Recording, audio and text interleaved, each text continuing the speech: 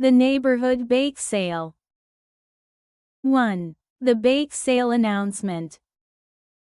One Sunday afternoon, Emily came home with exciting news. She had just spoken with Mrs. Gomez, their neighbor, about an upcoming event. "Guess what, everyone?" Emily said as she walked into the kitchen.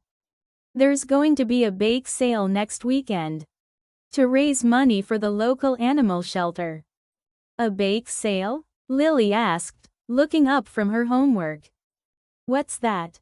"A bake sale is when people make cakes, cookies, and other treats and sell them to raise money for a good cause," Emily explained.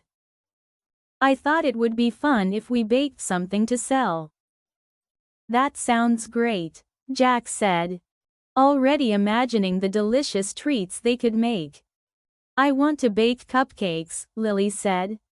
"I can decorate them with icing and sprinkles." "And I'll help make cookies," Jack added. "Perfect. We'll bake together and help the animal shelter," Emily said, smiling. 2. Planning the baking. The week leading up to the bake sale was filled with excitement. Emily and the kids sat down to plan what they were going to bake. "We need to decide what ingredients we need," Emily said, pulling out a recipe book.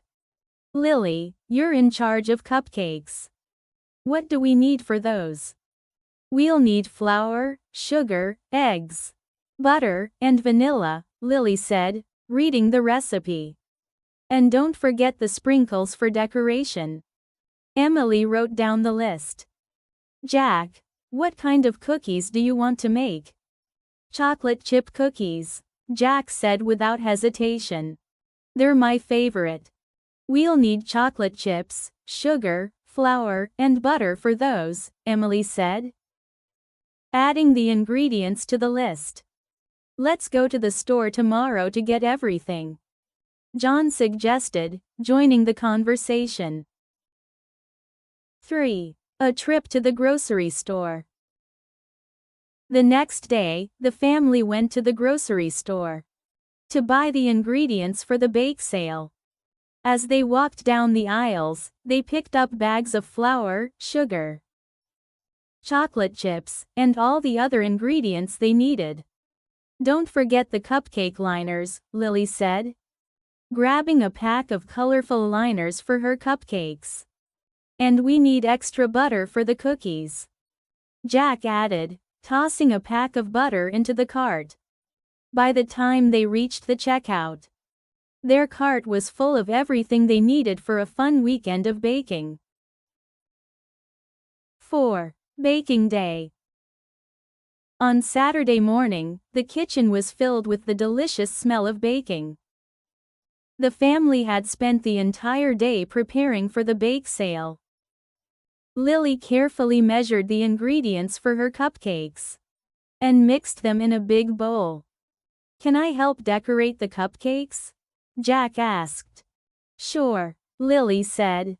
"Once they're baked, we can add the icing and sprinkles." Meanwhile, Jack and Emily were busy making chocolate chip cookies. Jack placed the cookie dough onto the baking tray, making sure each cookie had plenty of chocolate chips. "These are going to be delicious," Jack said, licking a bit of cookie dough from his finger. By the afternoon, the kitchen counter was covered with trays of freshly baked cupcakes and cookies, all ready for the bake sale. 5. The bake sale begins. The next day, the neighborhood bake sale was set up at the local park. Tables were lined with cakes, cookies, pies, and other sweet treats that families had made to support the animal shelter. "Look at all these goodies," Lily said, looking around at the different tables.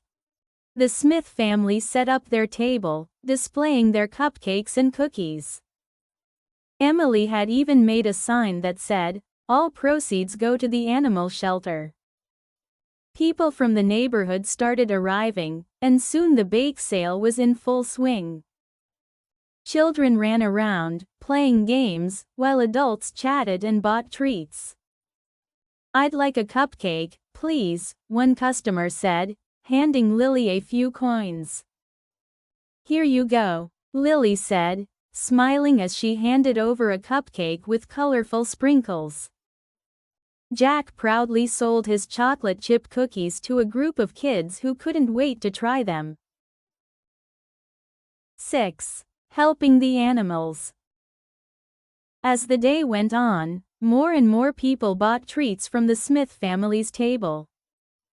By the end of the bake sale, nearly all of their cupcakes and cookies had been sold.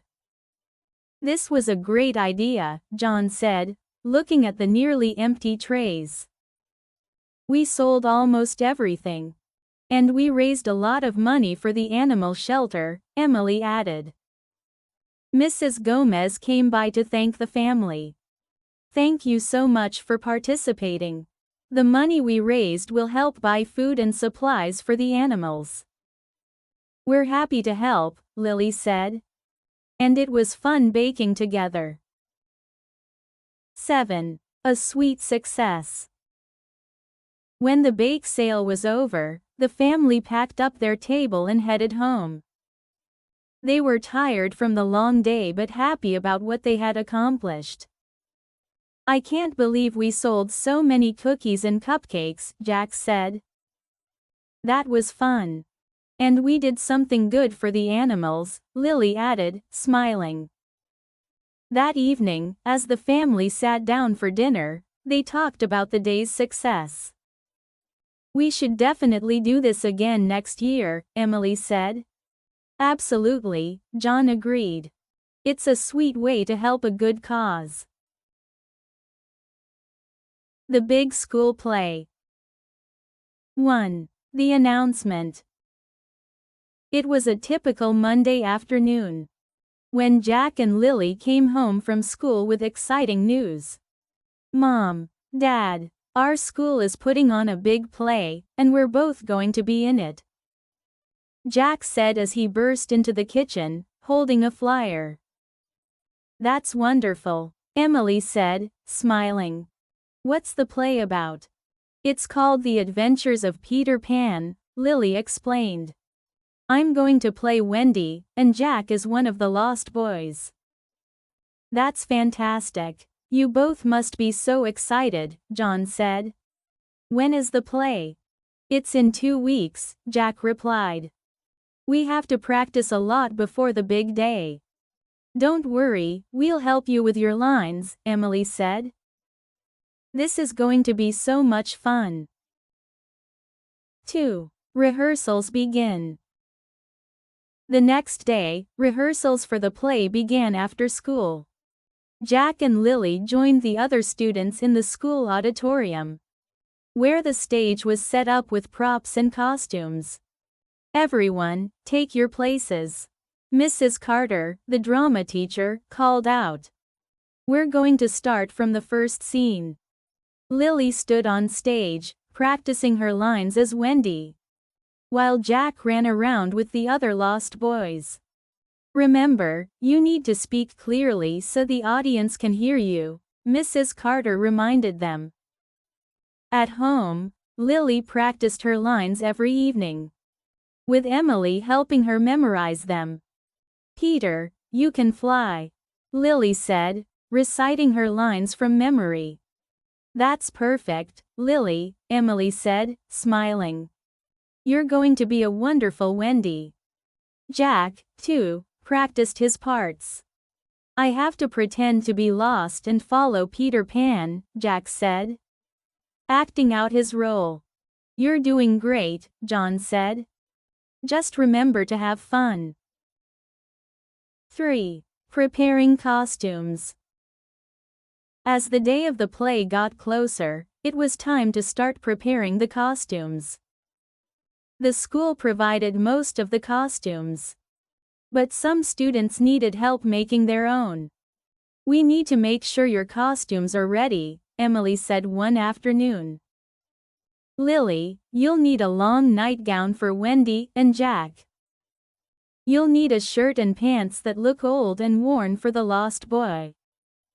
The family worked together to prepare the costumes.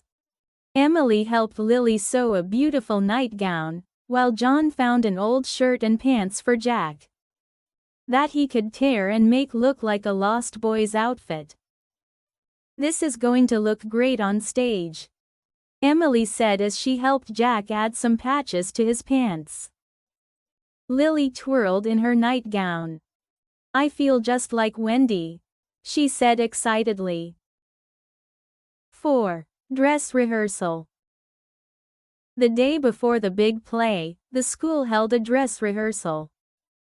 This was the first time all the students would wear their costumes and perform on the stage with the lights and props.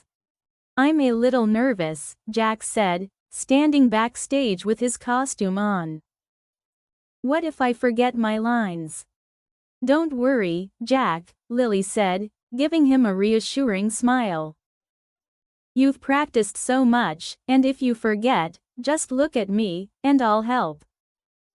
When it was time for their scene, Jack and Lily stepped onto the stage with the rest of the cast. The bright stage lights shone down on them, and the audience, made up of teachers and other students, watched quietly. Lily delivered her lines perfectly as Wendy, and Jack remembered everything he had practiced as a lost boy. After the rehearsal, Mrs. Carter gathered the students. Great job, everyone. Tomorrow is the big day, so make sure to get lots of rest tonight. 5. The big night. Finally, the night of the play arrived. The school auditorium was filled with parents, friends, and teachers, all excited to see the performance. Backstage, the students were getting ready. Lily adjusted her nightgown, and Jack made sure his lost boy costume was just right. I'm so excited, Lily said, smiling at Jack. Are you ready? I think so, Jack said, feeling a little nervous but excited too. When the lights dimmed and the curtain rose, the play began. Lily stepped onto the stage, her heart pounding, but as soon as she started speaking, her nerves disappeared. She was Wendy, and the audience was completely captivated. Jack joined her on stage with the other lost boys, playing his part with enthusiasm. The audience laughed at the funny moments and clapped at the end of each scene. By the time the final scene arrived, the audience was cheering. The students gathered on stage for the final bow, and the applause was loud and energetic. We did it, Jack whispered to Lily as they took their bow. 6. Celebrating the success. After the play, the audience rushed to congratulate the students.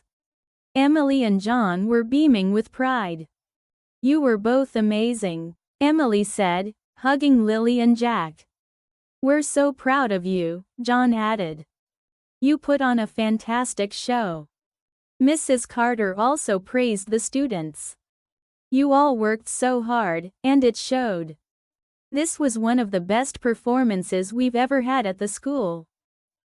That night, the family went out for ice cream to celebrate. I can't wait for next year's play, Jack said between bites of ice cream. I want to be the star next time. We'll see, Lily said, laughing. But tonight was perfect.